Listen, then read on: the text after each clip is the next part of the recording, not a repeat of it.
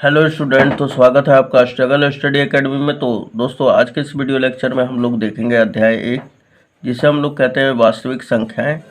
और इसमें हम लोग प्रश्नावली 1.3 कर रहे थे और इसमें हमने प्रश्न संख्या आपको 2 तक कंप्लीट करा दिया था। तो आज के इस वीडियो लेक्चर में हम लोग प्रश्न संख्या 3 से देखेंगे, जो कुछ इस प्रकार है हमारा। तो देख सकते हैं आप, तीसरा प्रश्न बोल रहा है कि सिद्ध कीजिए कि निम्नलिखित संख्याएं अपरिमेय हैं। पहला 1/√2, दूसरा दिया हुआ है 7√5 और तीसरा दिया हुआ है 6+√2। तो आइए हम लोग एक एक को करके और इसे ज्ञात कर लेते हैं, है ना। तो पहला वाला हम लोग सिद्ध करेंगे। तो यहाँ पे देखिए, सबसे पहले दिया हुआ है कि सिद्ध कीजिए कि ये वाला जो संख्या है, पहला दूसरा तीसरा, तीनों में अपरिमेय संख्या है। ये आपको सिद्ध करना है ना। तो सबसे पहले अपरिमेय संख्या बोल रहा है सिद्ध करने के लिए, तो आपको इसका विपरीत मानना है। माना 1/√2 एक परिमेय संख्या है। क्या मानेंगे दोस्तों? माना 1/√2 क्या हमारा परिमेय संख्या है। तो इस बात को हम लोग लिखेंगे। तो हमने ये लैंग्वेज लिख लिया, ठीक। जहाँ p व q एक पूर्णांक है, तो हमने ये भी लिख लिया। अब लिखेंगे तथा q = नॉट 0। तो ये भी हमने लिख लिया दोस्तों, ठीक। तथा q = नॉट 0, ये आपको इतना लैंग्वेज लिखना पड़ेगा। अब हमें सिद्ध करना है कि 1/√2 जो है एक अपरिमेय संख्या है। तो आप इसके विपरीत मानेंगे कि माना 1/√2 एक परिमेय संख्या है, जहाँ p व q, अब ये परिमेय संख्या है तो इसे p/q के रूप में हम लोग लिख सकते हैं ना। इसलिए हमने लिखा कि जहाँ p व q बराबर क्या है, पूर्णांक यानी इंटीजर्स है, राइट। तथा q का जो मान है कभी भी 0 के बराबर नहीं होगा। क्यों? क्योंकि यहाँ पे देखिए, अब जैसे जब इसे हम लोग परिमेय संख्या हमने बोल दिया, तो इसे परिमेय संख्या के रूप में लिखेंगे भी ना। तो ये किस प्रकार लिखाएगा, 1/√2 बराबर क्या हो जाएगा, p/q। और यहाँ पे q का मान अगर 0 हो जाए तब तो ये अपरिभाषित हो जाएगा ना पूरा सिस्टम। हमें क्या सिद्ध करना है कि ये एक अपरिमेय संख्या है ना। तो यहाँ पे देखिए, अब ये रूट में है तो हम लोग क्या करते हैं, इसका हर का परिमेयकरण कर लेते हैं। तो या इसे क्या लिख सकते हैं हम लोग, हर का परिमेयकरण करने पर, है ना। तो 1/√2 हर का मतलब ये ऊपर अंश कहलाता है, नीचे वाला हर। तो हम लोग हर का कर रहे हैं, यानी √2 का ऊपर गुणा और भाग करेंगे। इसी को हर का परिमेयकरण कहते हैं, है ना। तो ये √2 हो जाएगा दोस्तों, ठीक। और बटा में √2 बराबर p/q। अब देखिए कि √2 का 1 में गुणा होगा तो क्या होगा, √2 हो जाएगा ना। और √2 का √2 में गुणा होगा तो क्या होगा, 2 हो जाएगा।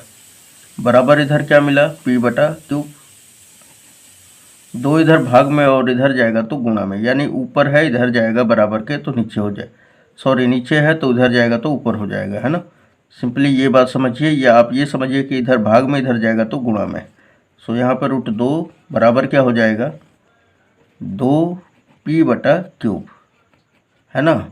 अब देखिए यहाँ पर कि ये वाला जो पोर्शन एक अपरिमेय संख्या है ना, और ये परिमेय संख्या है। तो अपरिमेय संख्या और परिमेय संख्या कभी भी इक्वल नहीं हो सकते हैं, है ना। जैसे √2 और 2 कभी भी बराबर नहीं हो सकते हैं, क्योंकि √2 का मान कुछ और होता है, 2 का मान जान ही रहे, 2 तो 2 है ना। तो इसलिए ये दोनों इक्वल नहीं होगा। क्यों? क्योंकि ये एक अपरिमेय संख्या और ये परिमेय संख्या है। तो हम लोग क्या लिखेंगे यहाँ पर लैंग्वेज लिखेंगे कि चूँकि परिमेय संख्या, चूँकि अपरिमेय संख्या, ये अपरिमेय आ रहा है पहले, बोलेंगे चूँकि अपरिमेय संख्या और परिमेय संख्या कभी भी बराबर नहीं हो सकता है। ऐसा अगर हम लोग बराबर करते हैं तो ये हमारे मान्यताओं का विरोध करता है ना। तो यहाँ पे ज़्यादा कुछ नहीं लिखेंगे, लिखेंगे ये कि √2 एक अपरिमेय संख्या है, जबकि 2p/q एक परिमेय संख्या है, और दोनों कभी भी बराबर नहीं हो सकते हैं। अतः 1/√2 क्या हो जाएगा, अपरिमेय संख्या होगा। तो यहाँ पे आप देख सकते हैं, हमने वही लैंग्वेज लिख दिया है कि अपरिमेय व परिमेय संख्या कभी भी बराबर नहीं होते हैं, है ना। हमने क्या बोला, अपरिमेय संख्या और परिमेय संख्या कभी भी बराबर नहीं होते हैं।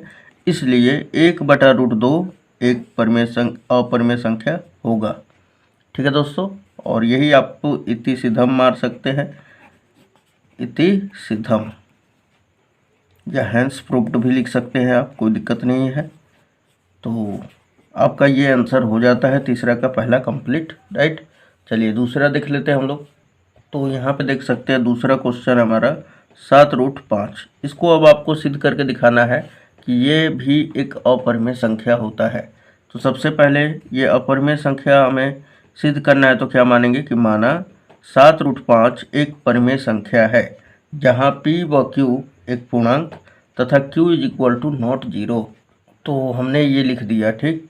अब जब ये परिमेय संख्या हमने मान लिया है कि 7√5 एक परिमेय संख्या है, तब इसे p/q के रूप में भी लिखा जा सकता है।